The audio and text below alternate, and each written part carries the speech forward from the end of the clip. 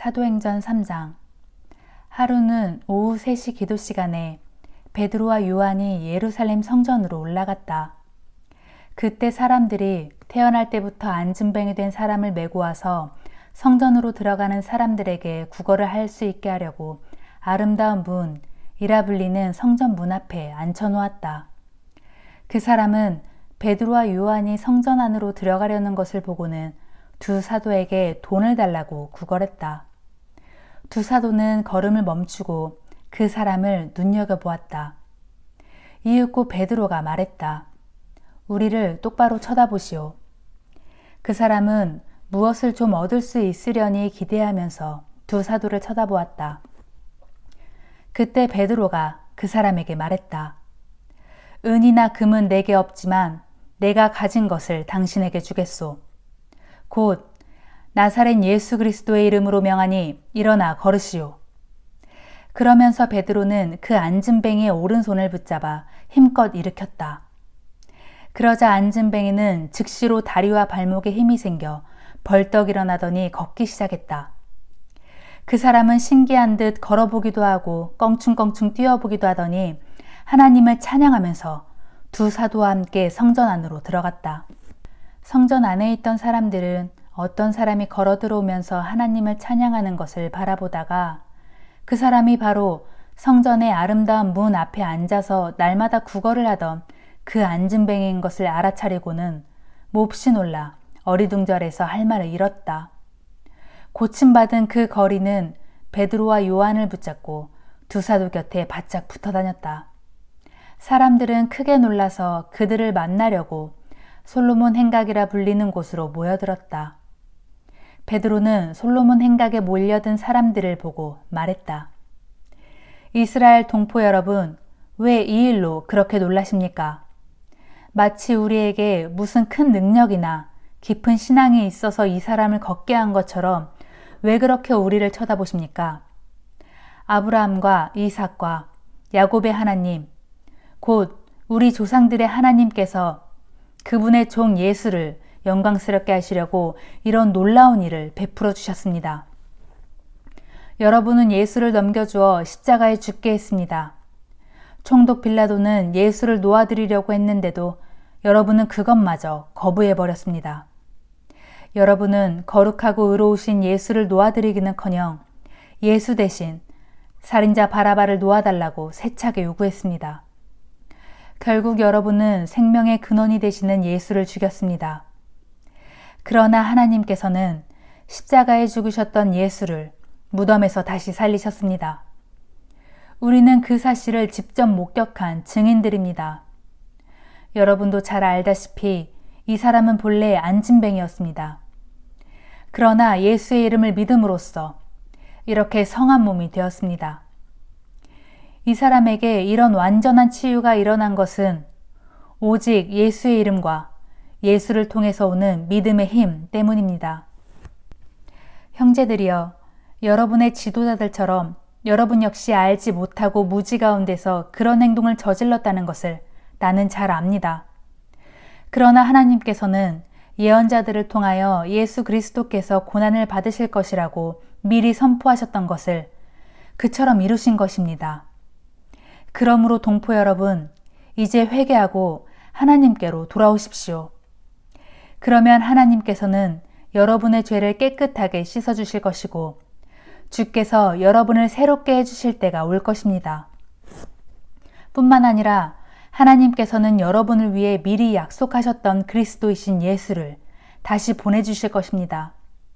하지만 이 예수께서는 하나님께서 일찍이 예언자들을 통해 예언한 대로 만물을 새롭게 하여 회복하실 때까지는 마땅히 하늘에 머물러 계셔야 합니다.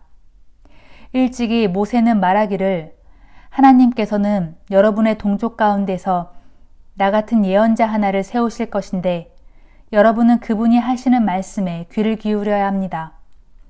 만일 그분의 말씀에 따르지 않는 사람은 하나님의 백성이 되지 못하고 완전히 멸망하게 될 것이다 라고 하였습니다.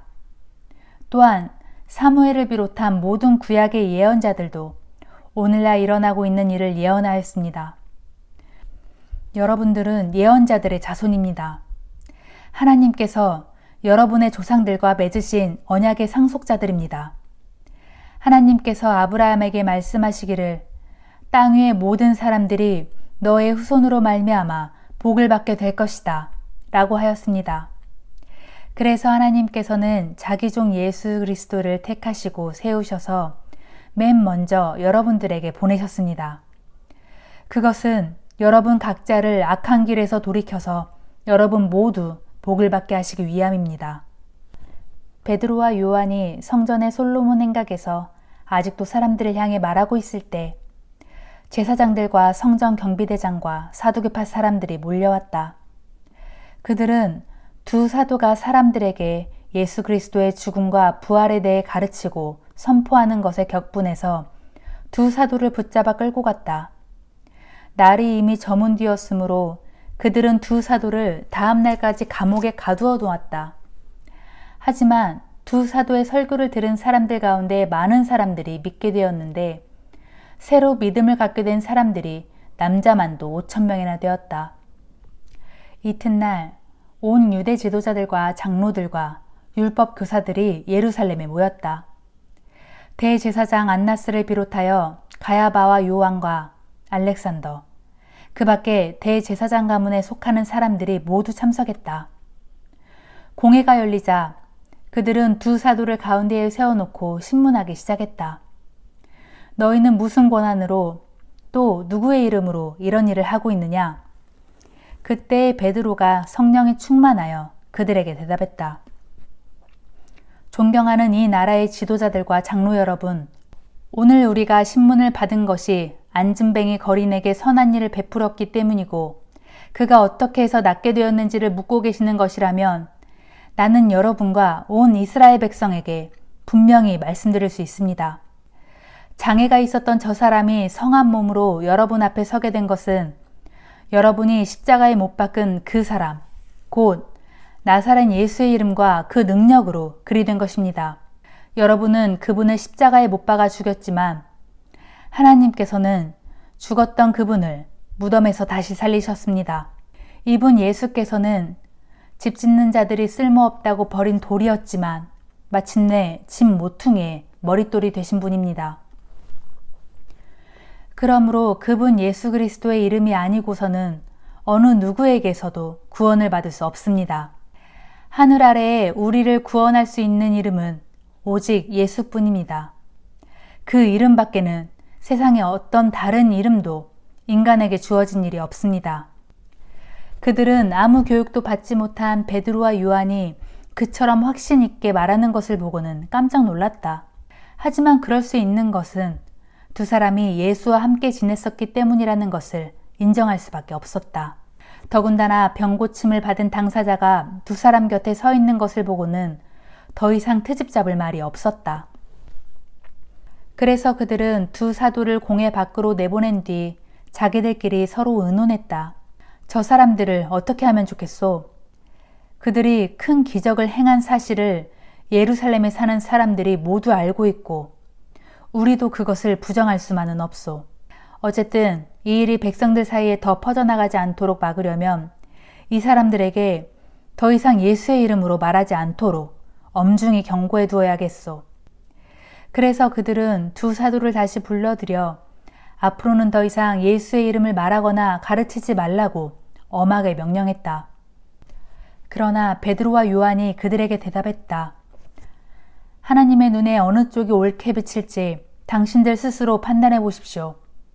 하나님께 복종하는 것입니까? 아니면 당신들에게 복종하는 것입니까?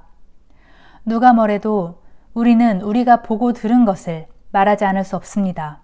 때에 온 백성들이 안진뱅이를 고친 놀라운 사건을 보고 하나님께 영광을 돌리고 있었으므로 그들은 두 사도를 처벌할 방도가 없었다. 그래서 그들은 두 사도를 더 심하게 위협만 하고서는 풀어주었다. 한편 두 사도가 베푼 기적으로 병이 나은 그 사람은 40살이 넘은 사람이었다. 베드로와 요한은 풀려나자마자 곧바로 자기 동료들에게 돌아가 대제사장들과 장로들이 자기들에게 한 말을 모두 들려주었다. 두 사도의 말을 듣고 신자들은 다 함께 소리 높여 하나님께 기도를 드렸다. 하늘과 땅과 바다와 그 안에 있는 모든 것들을 창조하신 주님, 주님께서는 아득한 옛날 주님의 종이며 저희의 조상인 다윗의 입을 통해 성령의 힘으로 이렇게 말씀하셨습니다. 나라들마다 어찌하여 시끄러운가? 민족들마다 어찌하여 군대를 모으고 있는가? 세상의 왕들이 일어나고 통치자들이 함께 모여 주께 대항하고 주님께서 기름 부으신 이에게 대항하는구나. 그렇습니다. 정말로 분봉한 헤롯과 총독 본디오 빌라도가 한패가 되어 주님께서 기름 부으신 주님의 거룩한 종 예수를 거슬러 음모를 꾸미려고 이방 사람들과 이스라엘 백성들을 이성에서 함께 만났습니다. 사실 그들은 주님께서 주님의 권능과 뜻으로 미리 정하여 두신 그 일을 행하신 것입니다.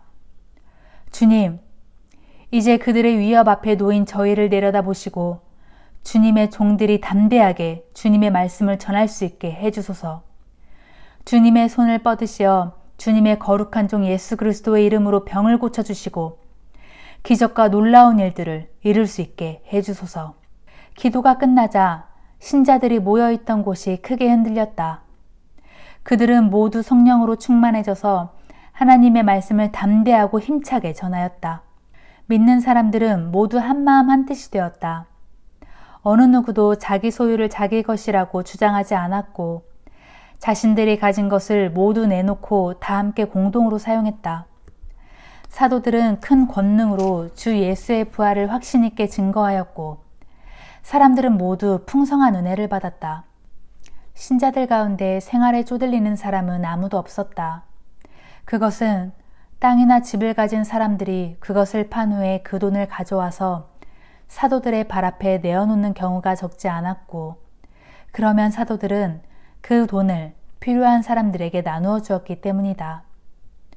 당시 키프로스 섬 출신으로 레위 지파에 속하는 요셉이라는 사람이 있었고 사도들은 그를 바나바라고 불렀는데 바나바는 위로의 아들이란 뜻이다.